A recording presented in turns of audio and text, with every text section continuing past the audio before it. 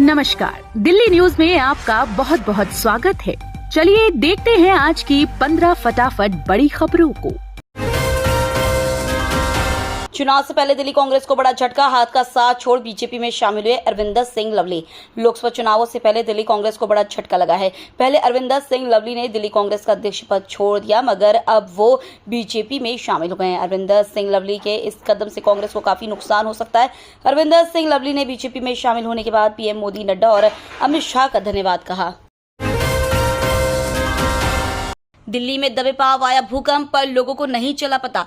राजधानी दिल्ली में रविवार को भूकंप आया। यह भूकंप दोपहर बाद 4:19 पर आया। हालांकि झटके महसूस नहीं किए गए। इसके केंद्र पश्चिमी दिल्ली रहा और गहराई 5 किलोमीटर थी। रिक्टर स्केल पर भूकंप की तीव्रता 2 मापी गई। दिल्ली में आखिरी बार इसी वर्ष 22 जनवरी को भूकंप के झटके महसूस किए गए थे। उस दौरान भूकंप का केंद्र चीन के दक्षिणी जिनजियांग था। रिक्टर स्केल पर इसकी तीव्रता 7.2 मापी गई थी। भूकंप के लिहाज से राष्ट्रीय राजधानी और एनसीआर के इलाके बेहद संवेदनशील माने जाते हैं। सुनीता केजरीवाल ने आप प्रत्याशी सहीराम पहलवान के समर्थन में किया रोड शो। मुख्यमंत्री अरविंद केजरीवाल की पत्नी सुनीता केजरीवाल दक्षिण दिल्ली से गठबंधन के प्रत्याशी सहीराम पहलवान के समर्थन में रविवार शाम को रोड शो कर रही हैं। इस दौरान उन्होंने कहा कि मुख्यमंत्री अरविंद केजरीवाल जेल गए। जेल में उनकी इंसुलिन बंद कर दी। उनका शुगर 300 से ऊपर चला गया। ऐसे तो उनकी किडनी, लीवर सब खराब हो जाता। बड़ी मुश्किल से कोर्ट में जाकर परमिशन लेकर इंसुलिन दी गई। सुनीता केजरीवाल ने कहा कि आपकी केजरीवाल शेर हैं, उन्हें कोई नहीं चुका सकता, कोई नहीं तोड़ सकता। आपकी एक वोट ही लोकतंत्र को बचा सकती है, इसलिए वोट सोच समझकर डालें। दिल्ली एनसीआर के स्कूलों को धमकी का मामला, 3 विदेशी सर्वर, वेबसाइट्स और चैट पर पुलिस कर रही जांच।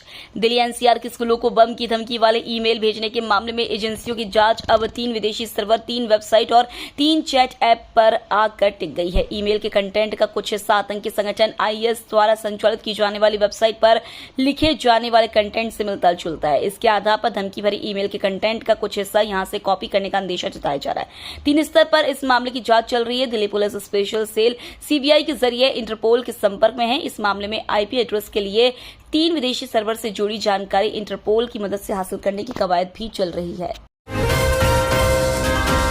जिसने मुफ्त दवा दी उसे इंसुलिन नहीं मिला, जेल का जवाब वोट से वॉकथॉन में, बोले संजय सिंह।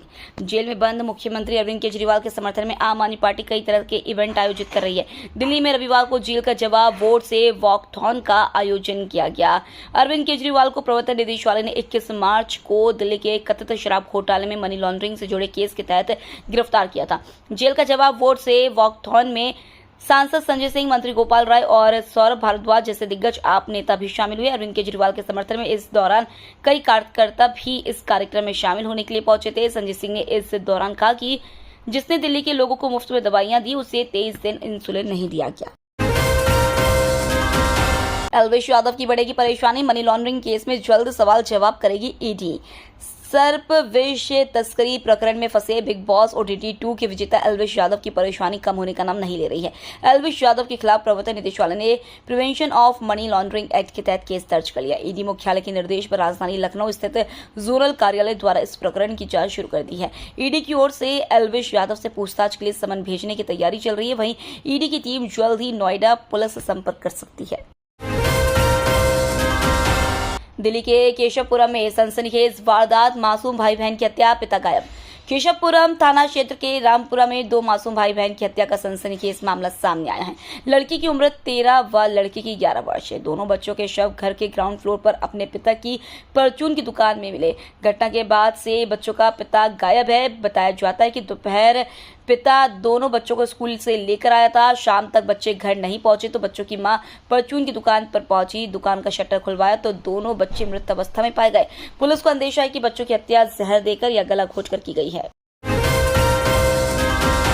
आरएमएल अस्पताल के ओपीडी कमरों में मरीजों का पहुंचना होगा आसान, आज से लागू होगी नई व्यवस्था।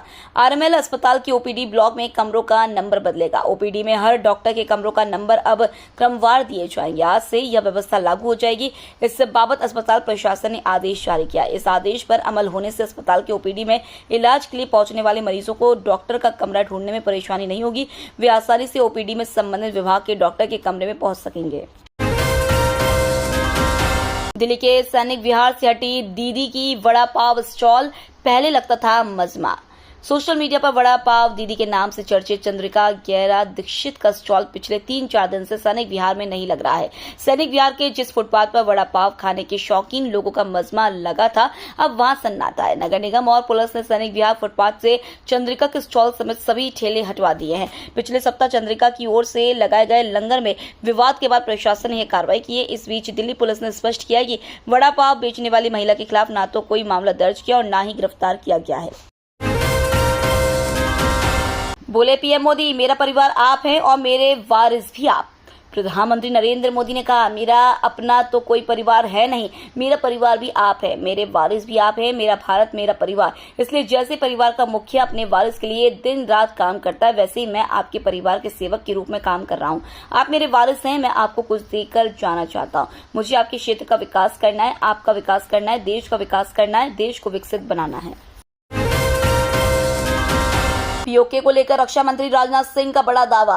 रक्षा मंत्री राजनाथ सिंह ने कहा है कि भारत पाकिस्तान के कब्जे वाले कश्मीर पर अपना दावा कभी नहीं छोड़ेगा। हालांकि पीओके को बलपूर्वक अपने कब्जे में करने की जरूरत नहीं पड़ेगी, क्योंकि इसके लोग कश्मीर में विकास को देखने के बाद खुद भारत में शामिल होना चाहेंगे। एक समय ऐसा आएगा जब केंद्र शासित प्रदेश में अफस्पा की आवश्यकता नहीं होगी। यह मामला केंद्रीय गृह मंत्रालय के अधीन है और वह उचित निर्णय लेगा।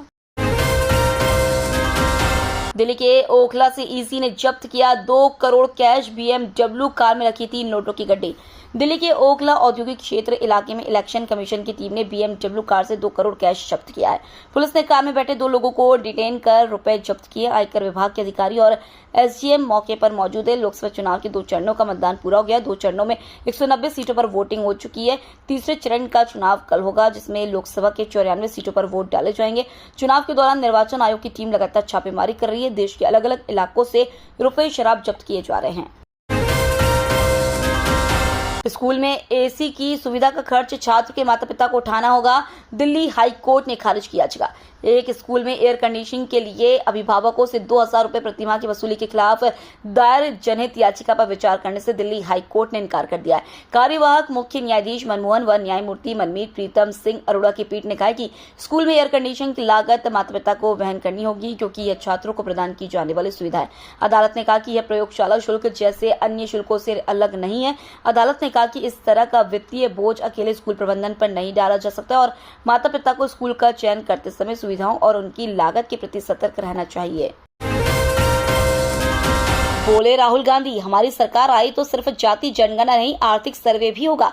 राहुल गांधी ने कहा, पहला कदम आर्थिक सर्वेक्षण के साथ साथ जाति जनगणना है और यह पता लगाएगा कि देश में किसके पास कितनी संपत्ति है। उन्होंने कहा कि देश की 90% आबादी वाले लोगों को अपनी ताकत का अंदाजा नहीं है और वे इस बात से भी अनजान है कि उनके पास भारत की कितनी संपत्ति है। राहुल ने कहा, वे कहते हैं कि उनकी आबादी लगभग 50% है, लेकिन वे नहीं जानते कि उनके पास कितनी संपत्ति है। हम एक जाति जनगणना करेंगे और ओबीसी यानी अन्य पिछड़ा वर्ग को पता चल जाएगा कि विभिन्न क्षेत्रों में उनकी कितनी भागीदारी और सच्चाई सामने आ जाएगी।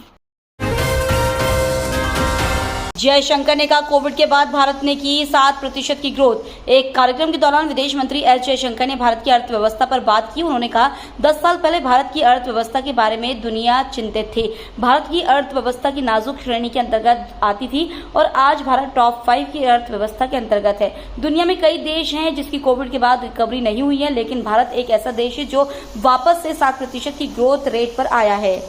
तो ये थी आज की बड़ी खबरें। डेली खबरों से अपडेट रहने के लिए चैनल को सब्सक्राइब करना बिल्कुल न भूलें। धन्यवाद।